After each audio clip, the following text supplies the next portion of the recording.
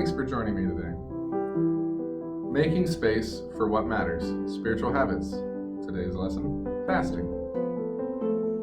When you fast, you do not look somber as the hypocrites do, for they disfigure their faces to show others they are fasting. Truly, I tell you, they have received their reward in full. But when you fast, put oil on your head and wash your face, so that it will not be obvious to others that you are fasting, but only to your Father who is unseen, and your Father, who sees what is done in secret, will reward you. Matthew 6:16-18. When you think of fasting, what comes to mind?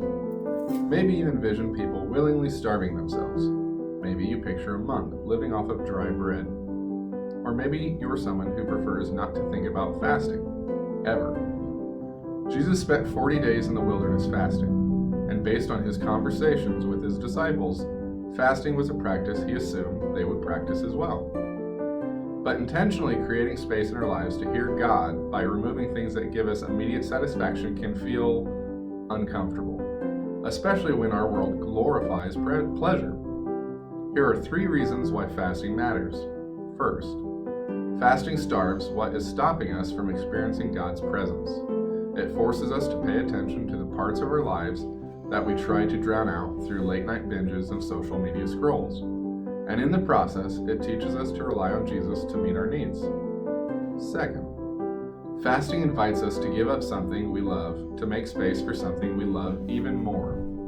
Although giving up something you love, like food, may feel difficult and uncomfortable, it is actually an opportunity to experience great joy, because true joy is only found when our strength comes from Jesus. Third, fasting often comes before breakthrough. Moses fasted for 40 days while receiving the 10 Commandments. Daniel fasted for 3 weeks and then received a vision. And Jesus fasted for 40 days and then overcame the devil's temptations.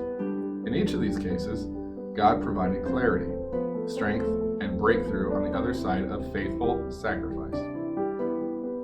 Take action. Try completing a 24-hour fast.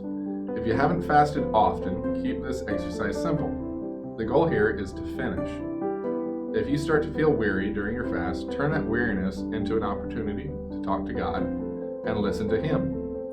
Once you finish the fast, write down anything that stood out to you during this time. Thank you for joining me. I hope you have a great day. Thanks for taking this devotion moment with us. We hope you were encouraged by it. Share it with a friend or to your page to share it forward.